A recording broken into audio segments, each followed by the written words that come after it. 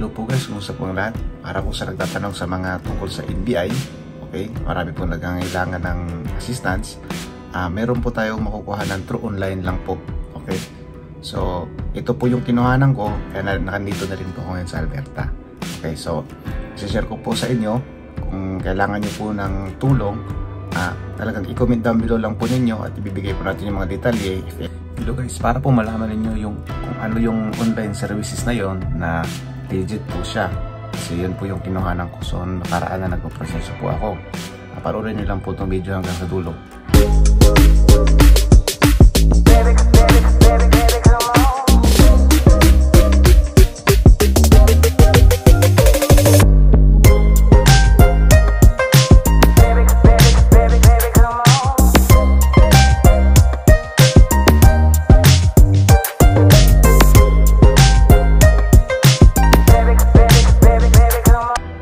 Guys, yung sasabihin ko po sa inyo na online services ay hindi po sponsored ito. Ito po ay akin lang po, gusto ko lang po mamahagi sa inyo ng kung paano kumuha ng NBI dyan po pag nasa labas na po kayo ng Pilipinas, which is nasa abroad po kayo. So it's not only Saudi, pati po sa UAE, Qatar, Kuwait, nagpo-proseso po sila. Okay, so kukontakin lamang po ninyo yung online services na to through Mr. Raymond Villasan po. Pwede rin po tayo kumuha sa Embahada ng Pilipinas. Meron po tayong makukuhanan doon, which is another hassle na naman po yun. Para po absinan nyo pa, pupuntahan nyo pa.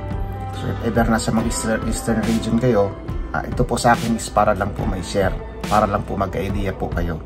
Okay, so yung online services na to, ay kukontakin nyo po, ang kailangan nyo po ay Facebook at saka Messenger. Okay, pag nakontak nyo na po sila, sila na po bahala magbibigay sa inyo yung mga kailangan nila. Okay, so for idea, sabihin ko na lang din po sa inyo.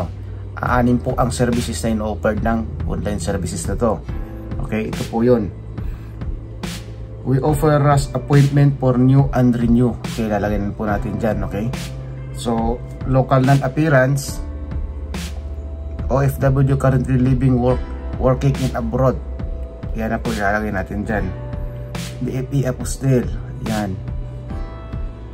DFE passport appointment at PSA. Okay, kahit nasa abroad po kayo, kahit saan po kayo sa mga Gulf countries natin dyan, ipoproseso po nila yan. Okay, so ang online service na po ito ay ito po yon. Kukontakin nyo sa Facebook, i-chat nyo, legit po yan, masasabi ko po yan. Okay po guys, habang nakontak nyo na po si Mr. Villasan, Mr. Raymond, ipapasend niya po through email. Okay, so ang email na po ay ito. So kayo na po bahala, ipe-prepare nyo na lang po ito. So i-ask niya naman po kayo. So bali po para sa idea, sasabihin ko po dito yung ipapasend niya po sa inyo din sa email. Okay, ipe-prepare niyo po ito. Una, old NBI na since 2014 po na na-issue po, yun po ang ipapaprocess nila. Okay, passport copy, authorization letter, which is magbibigay po sila ng authorization na format. Para lang po, pilapan nyo lang po na pangalan nyo doon at pipirmahan nyo, okay na po yun.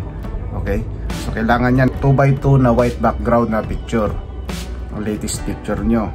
Okay, so at address po na sa abroad na ilalagay nyo po doon sa inyong NBI. Okay, so kasama na rin doon kung ang address nyo po doon sa inyong pupuntahan ngayon na bansa, kung Kuwait man kayo or Saudi, kung saan po isisend. Yun po ibibigay po nila na tawag dito authorization letter, ay ito po yun, yan natin dyan. Yan po ibibigay nila na sila na po bahalang gumawa ng format. Sa atin po is pipilapan na lang po natin. Okay, so ang mode of payment nila, sila na rin po mag-ano dyan. So if ever unavailable po sa inyo, okay, so ito rin po yung sa akin po sa Saudi. Ano po yan sa Saudi, 7 to 10 days lang po ang shipping. Okay, through DHL po yan, at legit po yan na nakakarating. May gagaranteed ko po sa inyo yan. Okay, okay, so yan po yung ano natin, video natin para sa NBI. Okay, sana po ay makatulong sa inyo, at sana po ay i-like yung video, hit the notification bell, and consider subscribe po sa ating channel. Hanggang sa ulitin po.